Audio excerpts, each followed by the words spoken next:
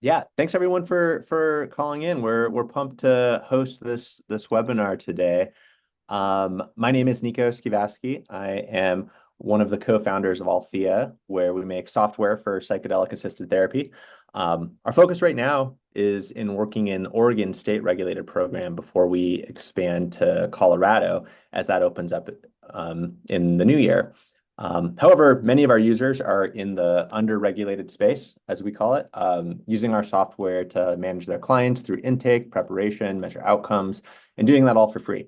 So let me know if any of that interests any of you, and we can talk about that at some point. But of course, we're not here to talk software today. Um, we're here to talk about the history of the human use of psychedelics. What I really love about this topic is that in this kind of modern psychedelic renaissance, I think it's vitally important to recognize where these medicines and their uses have come from, um, both to attempt to understand and honor the peoples and traditions that carried this wisdom, as well as to try to understand how how really the human use of psychedelics have probably already shaped society and will hopefully continue to do so.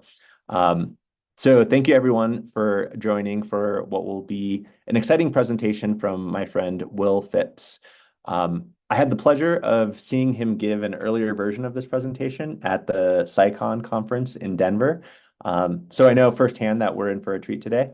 I've known Will for probably around a year, maybe a little more now, in the Boulder community, and I'll let him take the screen now and give a little bit of his background as well as dive into the presentation.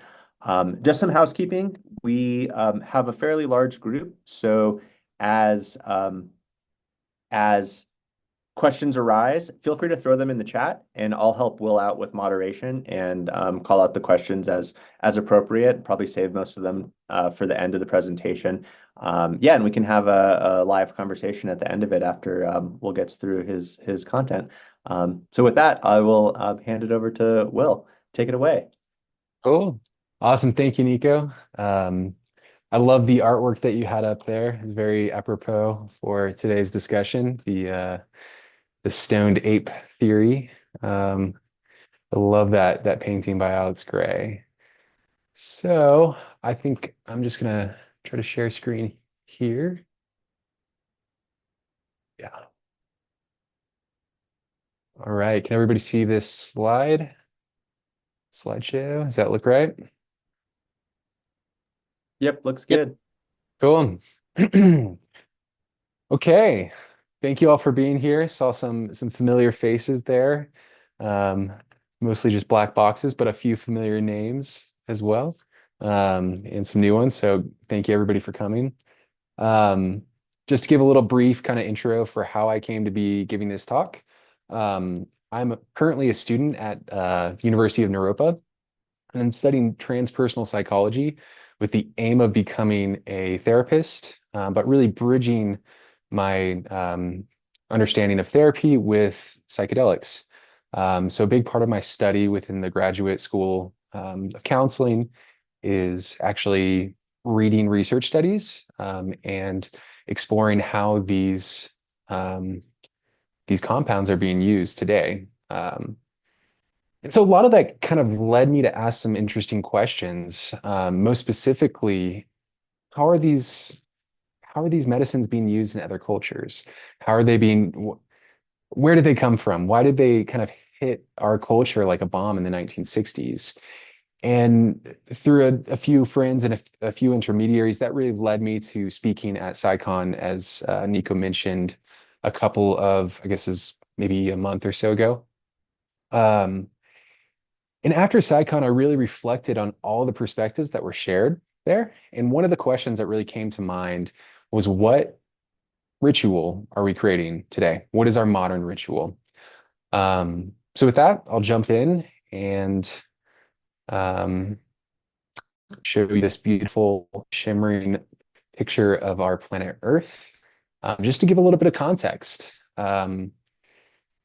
Really, if I could do anything today, would just be to impress upon all of you how ubiquitous psychedelics are with humanity. They have been used on every continent across the earth. And almost every continent besides Antarctica have been used for thousands of years by indigenous peoples. So there's really a long, long tradition of psychedelic medicine being used. Every indigenous culture um, that I've ever come into contact with, that I have any that I've read any record of, has some relationship to plant medicine. And they use plant medicine to take them deeper into the mystery of what it means to be alive. And that's very true for psychedelics. And many of these cultures have some relationship with a psychedelic medicine. So today I'm just going to go through maybe one or two, but I really want to impress upon everybody here.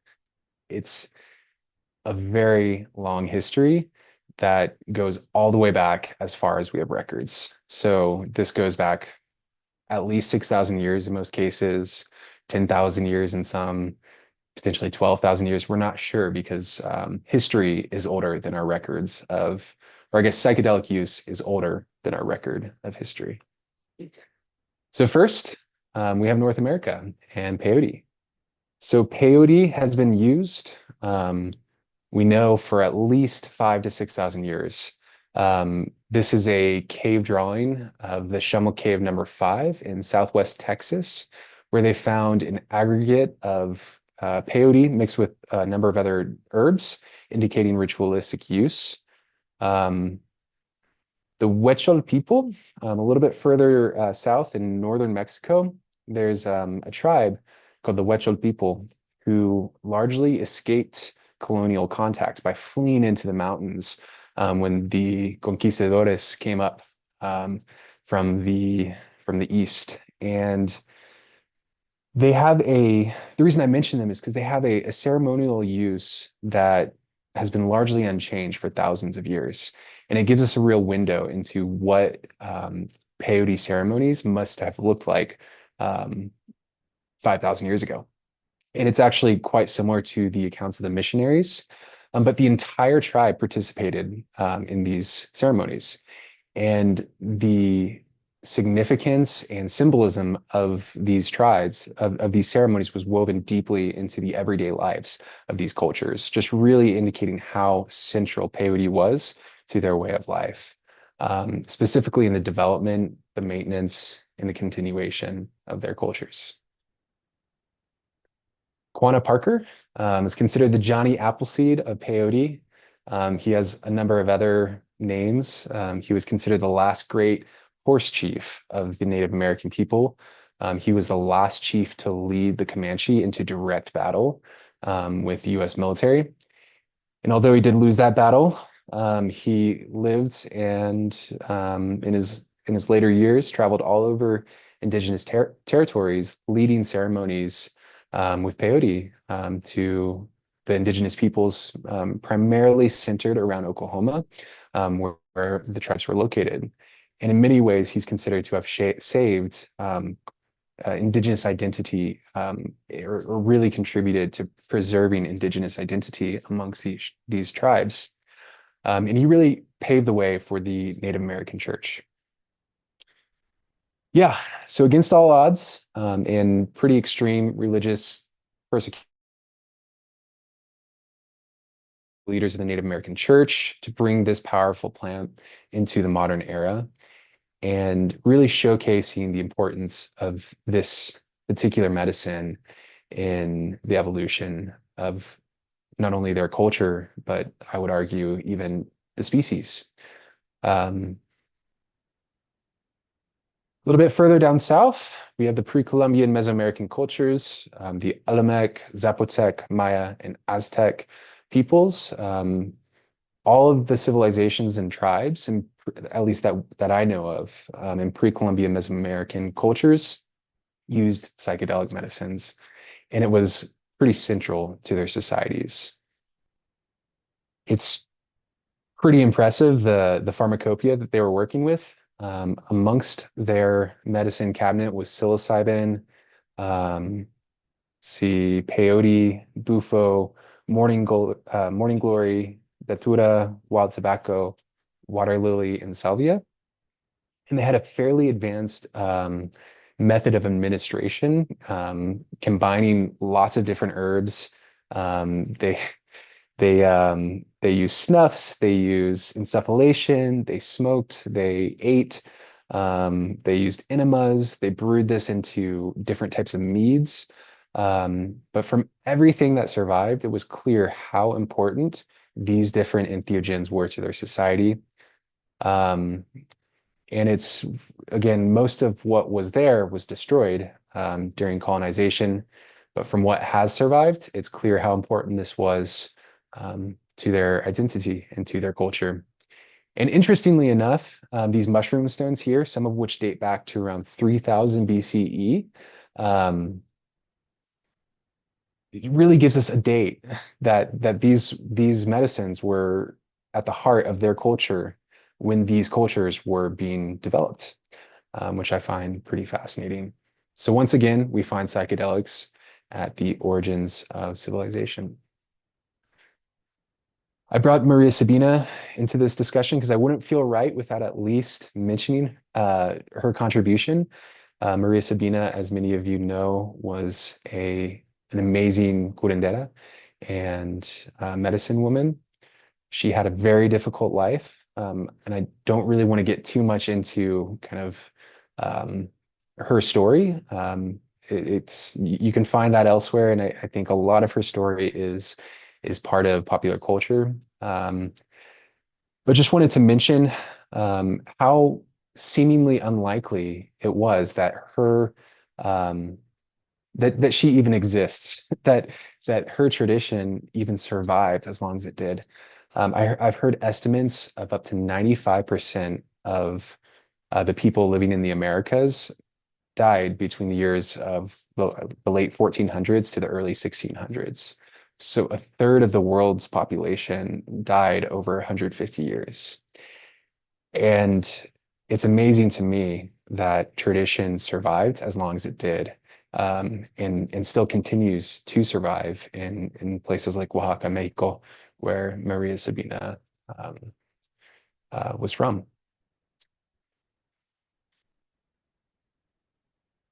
A little bit further south, we have, of course, ayahuasca.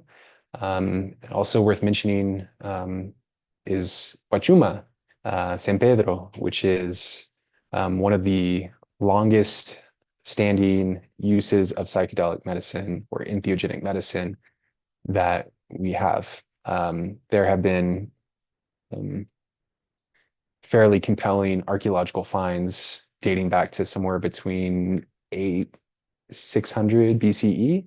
So for at least 10,000 years, people have been using Huachuma.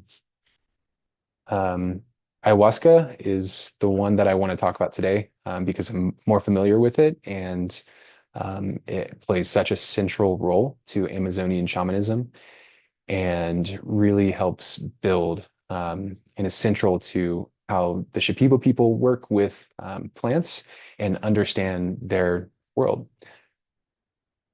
To give a date to ayahuasca is difficult. All of the shamans that I've spoken to and have heard from say it's been used for thousands upon thousands of years, and that's most likely the case. The oldest archaeological evidence that I managed to find is around 1,000 years old.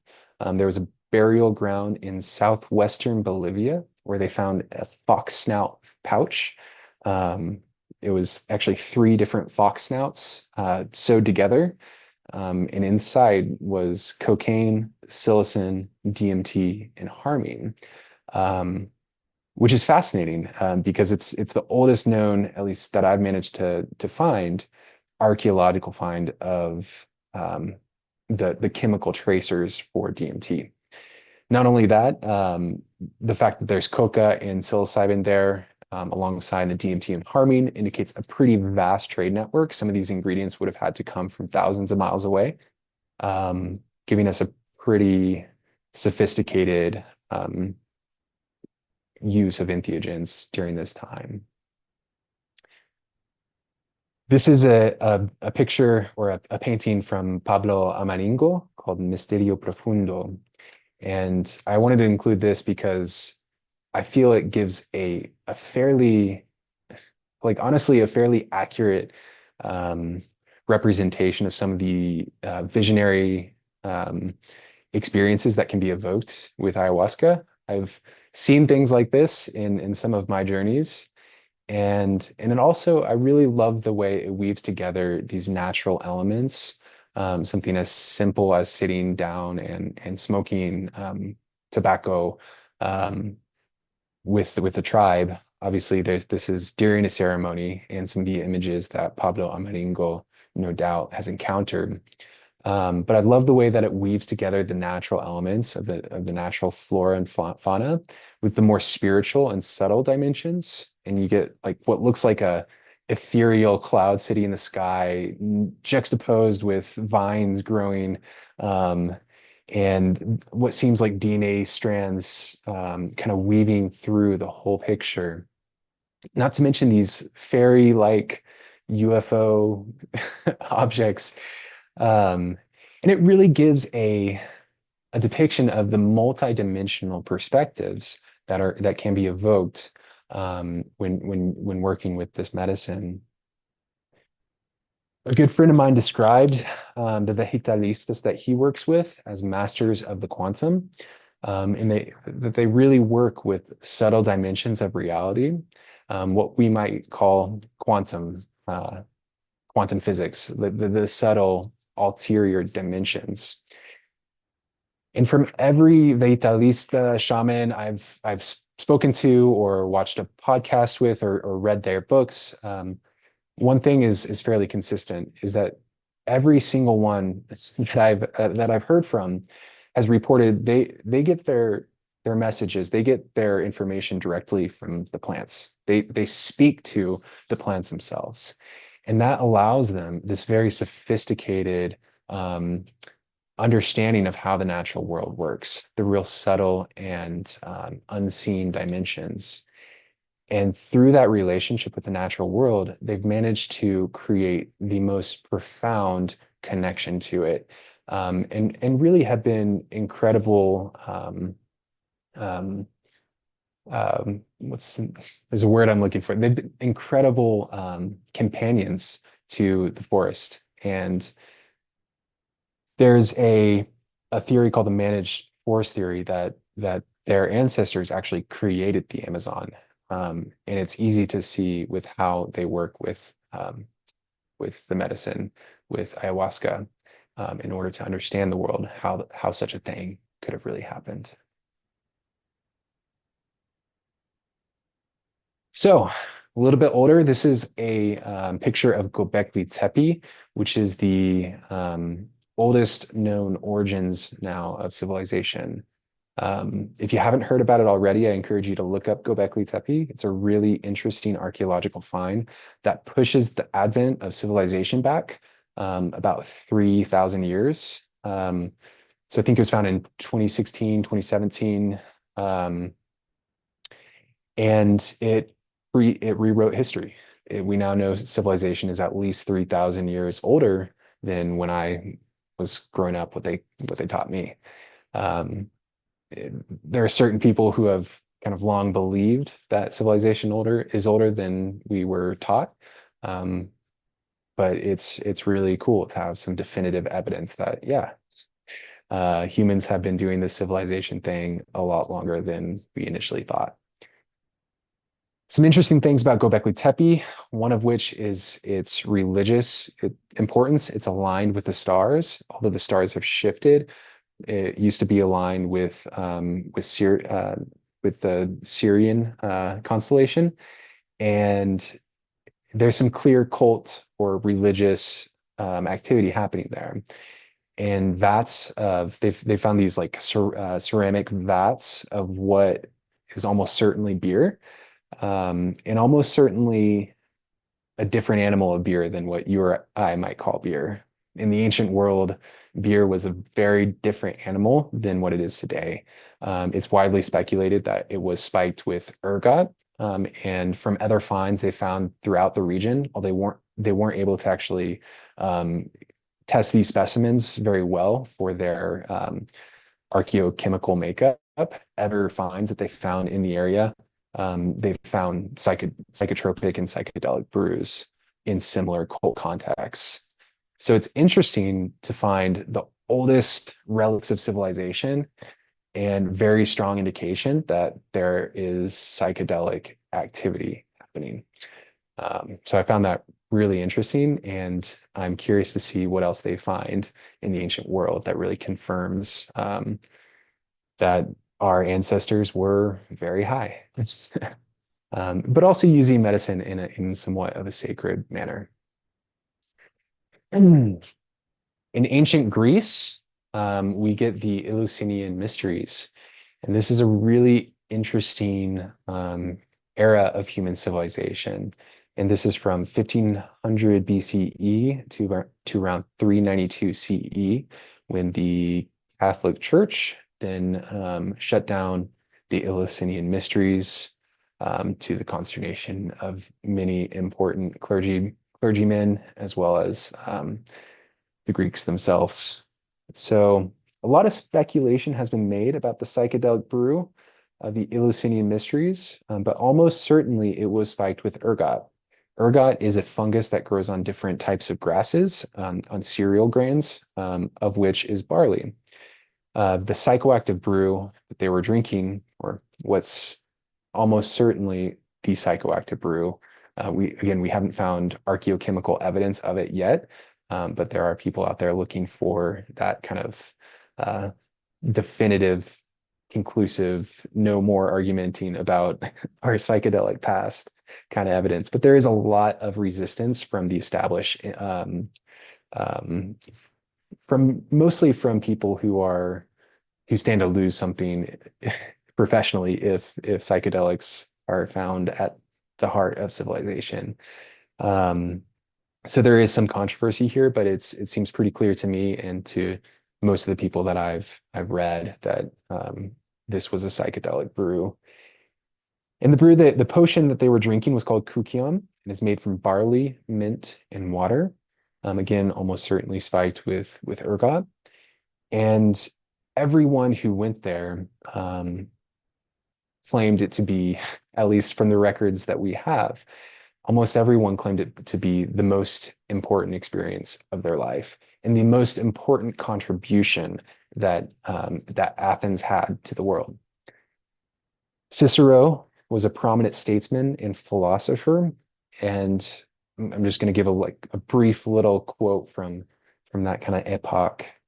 Um, Cicero wrote, "For among the many excellent and indeed divine institutions which your Athens has brought forth and contributed to human life, none, in my opinion, is better than those mysteries.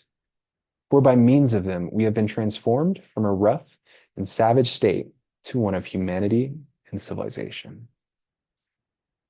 So, from amongst the most important minds of that era, they're saying this is the most important contribution, this ceremony, this mystery, that what we're doing there is the reason why we can bring things like democracy to the world. It's because what's happening here is so fundamentally important to everything else that has been inspired from this ritual.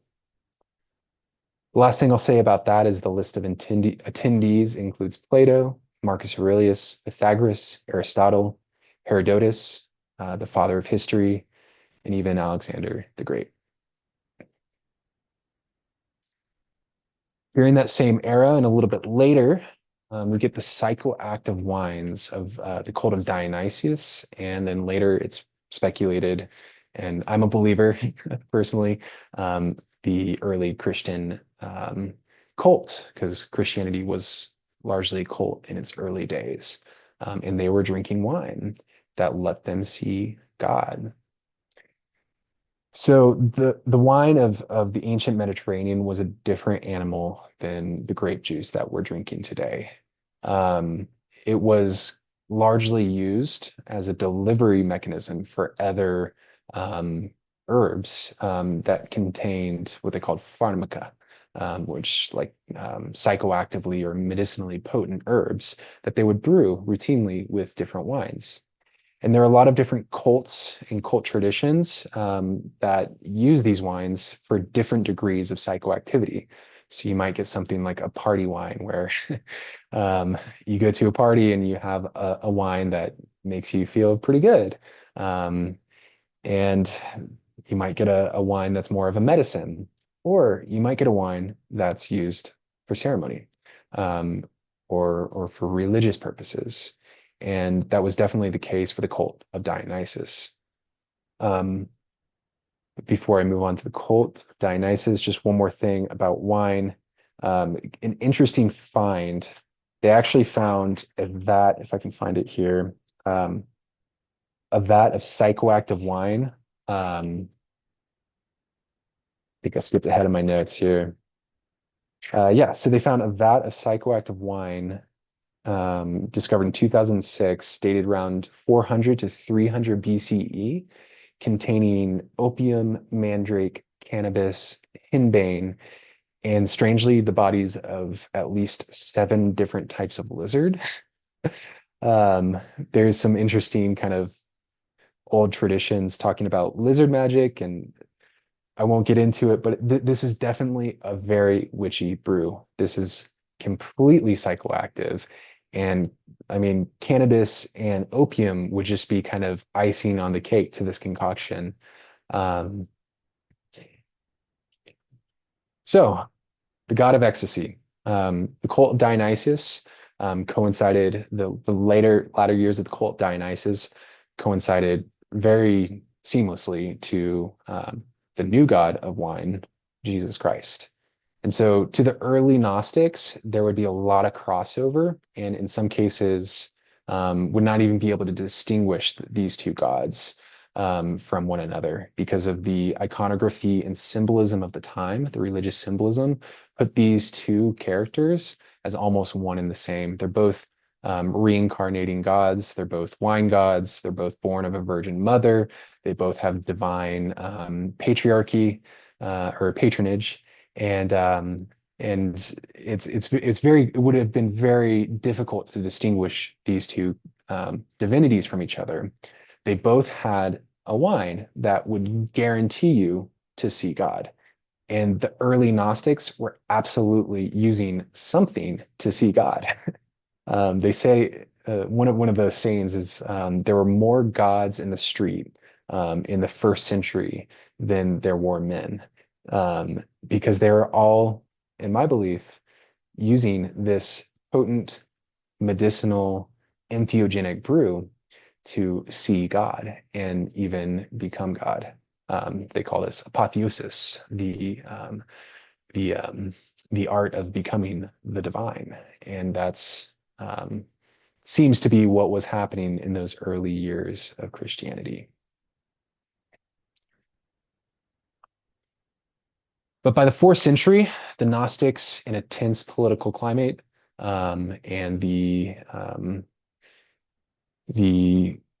wrapping up of the Christian church into the hands of the elite, of the ruling class, forced the Gnostics to go underground.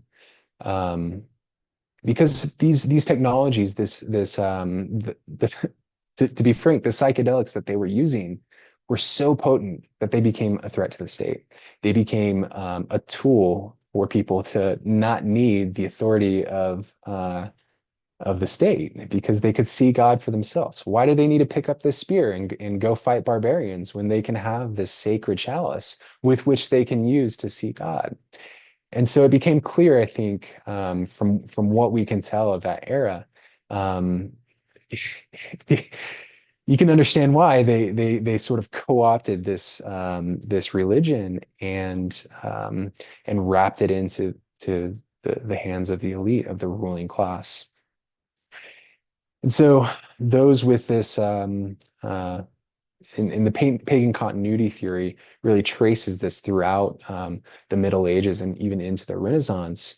And there was a lot of underground references, artistic renditions, and and mystery traditions that were alive alongside in the underground, alongside the Catholic Church in the underground. that seem to be using some form of apotheosis, likely with psychedelic concoction. From what we do know about wine, those early Eucharists definitely weren't just grape juice. Um, Whether or not they were definitively psychedelic is still up for debate because we haven't uncovered any kind of definitive ethnochemical evidence that they were using psychedelics, but it seems pretty clear to me.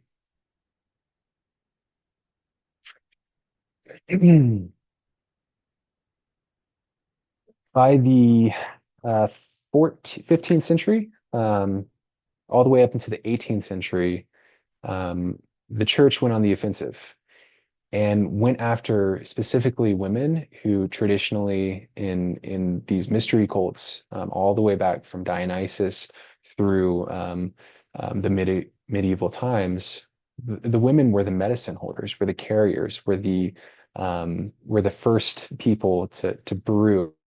And there's some kind of interesting letters from Paul describing Mary Magdalene as the first apostle, which the Catholic Church couldn't, the patriarchy of the time could not accept. And so there's some really interesting references to women, and during the 15th century, the church went after women, and they went after anybody who had a connection to nature, and effectively wiped out centuries of herbal lore and anybody who had a connection to or an understanding of how to use these herbs or drugs to, say, fly or to visit another dimension, were ruthlessly killed. Um, and that didn't end until the 18th century. Um, and then by that time, the Industrial Revolution was kicking off. Um, and that brings us into the 19th century, with the advent of and the popularization of the modern scientific method.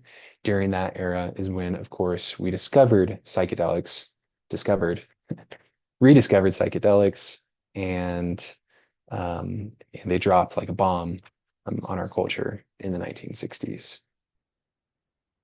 So I know we covered a lot of ground. This is just, again, just such a brief introduction. The history of psychedelics is too big to discuss in 30 minutes or an hour. There's just so much information. Um, and I won't go too much into the late 19th and the 20th century because at least the recent history of psychedelics, I feel, is fairly well understood by the psychedelic community at large. There are some interesting tidbits out there, but I won't get into them today for the sake of time. Um, but what I do want to kind of mention is this idea that psychedelics have been a part of our evolution this entire time and have been present in some of the most important pivots of civilization. Um, and from an evolutionary perspective, I can't help but ask the question, what are psychedelics? What are these compounds doing? And what do they potentiate for our future? Personally, I believe these are powerful medicines that have the potential not only to change individuals, but also to transform society itself. And I think history supports that fact. I think history would absolutely confirm if we had all the data and there wasn't any um, uh, expunged records from the Catholic Church, and if it wasn't shrouded in mystery, if we had all the data, I think history would show how important psychedelics are to the evolution of our species. So the question remains, and this is kind of where I'll end the discussion, or at least the presentation, um, is what can we learn from history?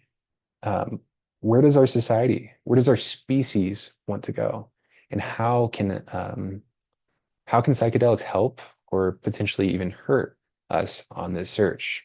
Um, yeah, I think I'll leave it there and kind of open it up here for discussion, see what kind of questions might come about. Awesome. Thank you so much, Will. It's always so thought-provoking. And I would encourage folks in the audience, if you have a question, feel free to drop it in the chat. or raise your hand and we can just do it live as well. But just to make sure I heard you correctly, you're saying that there was wide evidence that some of the great philosophers of Athens were using psychedelics in a ritualistic way. Yeah. That's Yeah. it. And you're saying that the wine consumed by early Christians in their sacrament was also likely psychedelic in nature. I think that's almost certainly true. That it blows my mind. Like these are such influential forces in society, in modern society, um, and for them to have had so much influence from the ritualistic use of psychedelics is amazing. Um, And okay, you can really understand just from that, like how controversial that those ideas might really be. I mean, to put psychedelics at the heart of Christianity would really mess with the doctrine coming from the Catholic Church. You know, if to put mhm. psychedelics at the heart of democracy, say psychedelics even maybe even made democracy possible. uh, what does that do to our current intellectual models? It really is challenging, I think, for the establishment to establish theories and ideas around these, religion and society to really accept those. Yeah. John pointed out here, Jesus as the God of wine. When you said that, I was like, what? But then, yeah, it is his body. He is wine or his blood, right? Um, Yeah. Amazing. Andrew has a question here. Andrew, you want to come off mute and ask? You have two questions actually, but you can start with one. Oh yeah. Oh, I can probably ask them both together too. So you mentioned that there's been evidence that has found that has pushed the claim of psychedelic use in human history back further. I was just curious if you think, and it sounded like the shamans you talked to think this, that we'll continue to find more evidence that pushes back that use even further. Um, For psychedelics or for yes. Mhm. yeah. Yeah, I think so. There's the, Nico was sharing the stoned ape from Alex Gray there. And the stoned ape theory is doesn't really have much evidence for it because we can't really look back that far. Um, However, all of the cave art that you saw in that first slide, um, there were psychedelics in that cave. There were entheogens in that cave. Cave art like this dates back to around 30,000 years and is all across the planet. So it's likely that altered states of consciousness and making altered states of consciousness accessible to more people really created the modern mindset, the modern human, the modern intellectual, upright kind of human. And I think that idea is, if we can find evidence for it, I think we will. It makes so much sense to me. Um, Göbekli Tepe is interesting because it has some pretty strong evidence for psychedelic use. It's not definitive, but it does, if it is able to be proven out, would put the oldest known archaeological find of civilization alongside psychedelic use, which I think is really cool. You said that they found that they were drinking a beer that was likely spiked with ergot. Is Yeah, that's what they were using? yeah. So it contains most of the chemical traces for beer, but it's like missing one like smoking gun kind of evidence. At least the vats that they found at Göbekli Tepe. But they found like almost the same identical setup in other places where they actually have found, oh yeah, this contained beer. And in one case, they found psychedelic beer, or containing psychedelic plants. So it's likely that there's psychedelics there, but it's not definitive. So the jury's still out. Wild. Yeah, a lot of Al that is contained in the Immortality Key, which I would definitely recommend reading. A lot of the ancient history. Yeah, that's a book, right? I've Yeah, Brian Muraseku. Cool. I'll just write it in the chat. Um, Alice, you have an interesting question. Do you wanna come off and ask that? Or I could just read it too.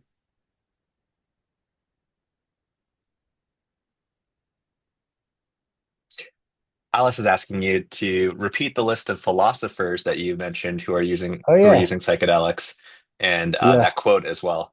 Um, yeah. So the quote is from Cicero, um, Cicero, who was a philosopher and statesman. Um, and yeah, the list of attendees is Plato, Marcus Aurelius, Pythagoras, Aristotle, Herodotus, and I think Alexander the Great is more speculated, but it seems pretty likely. and so Um, these were people who participated in these mysteries. Yeah, what is this whole mysteries club thing that you speak of? yeah, It's right. mysterious to me. The Eleusinian Mysteries. Yeah, so I can write it down here in the chat. Eleusinian Mysteries.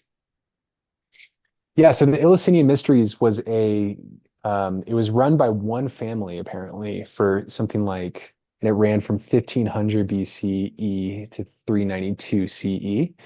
Um, and it was a rite of passage initiation rite where in which they would take participants into the underworld and they would go and meet the Greek gods in the underworld, and they'd go through some form of transformation there. But it was all like we don't really know too much about it because it was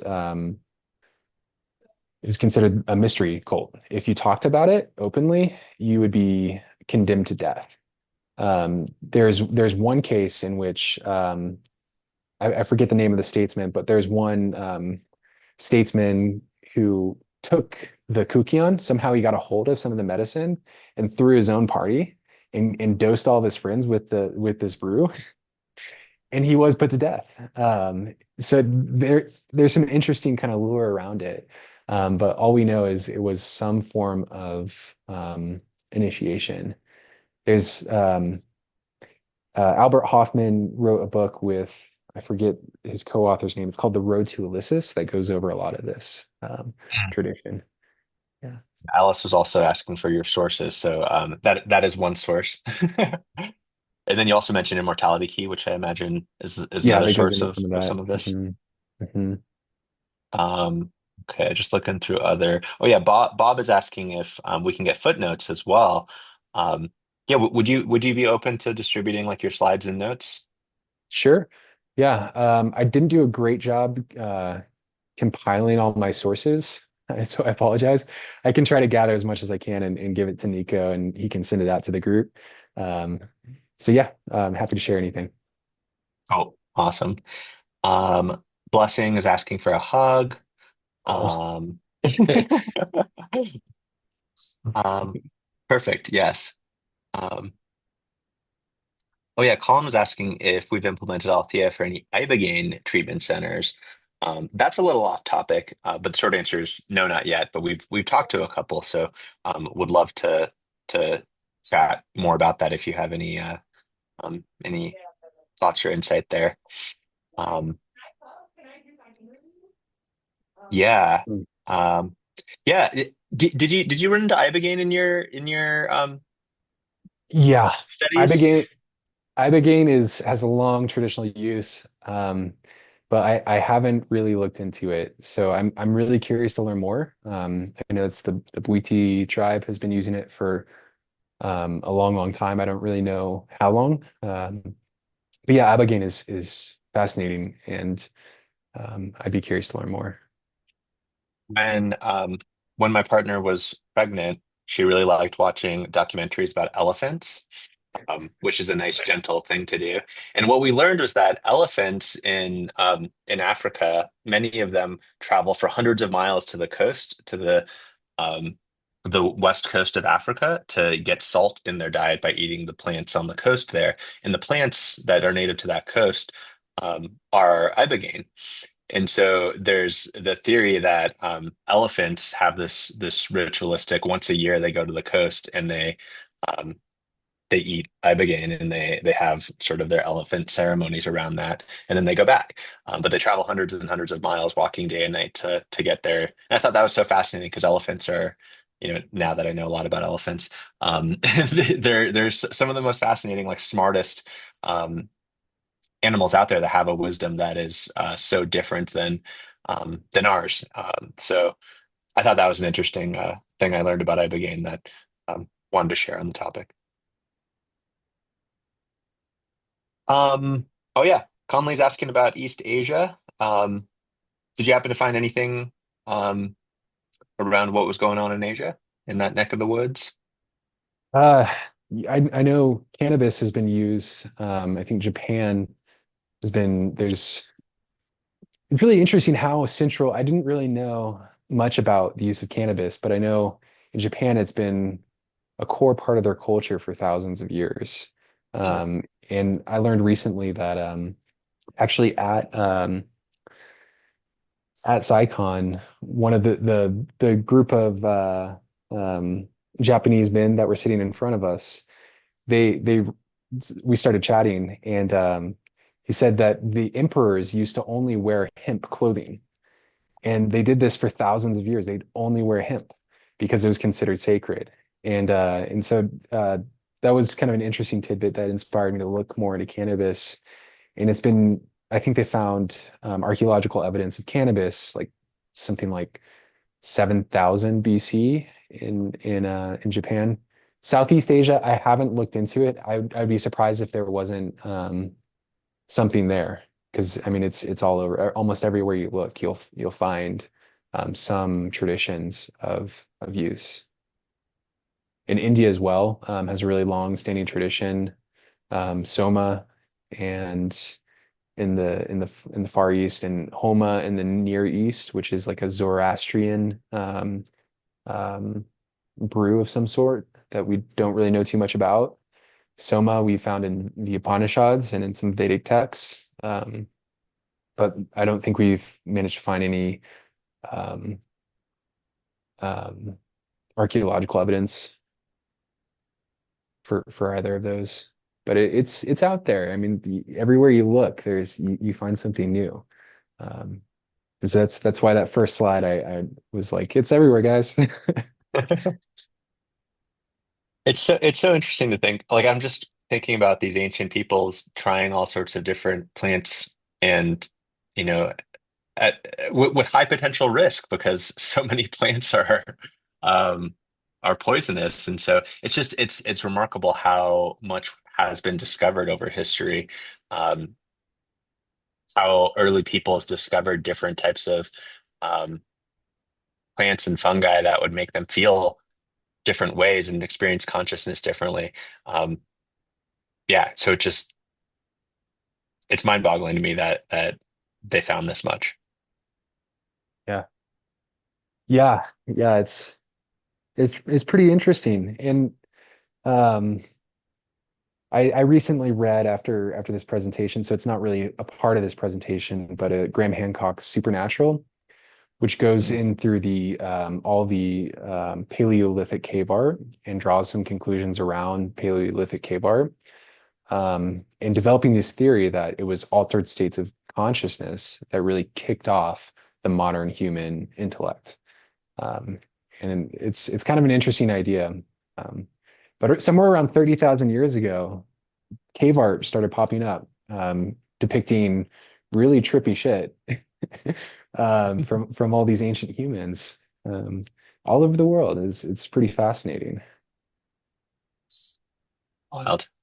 Um, well, as we start to wrap it up here, if you have any other questions, feel free to throw them out. Jake is asking if you're open to connecting, and I could either connect you guys directly, or if you're open to sharing your email address, you can feel free to drop it in, Yeah, so sure. others can connect with you as well.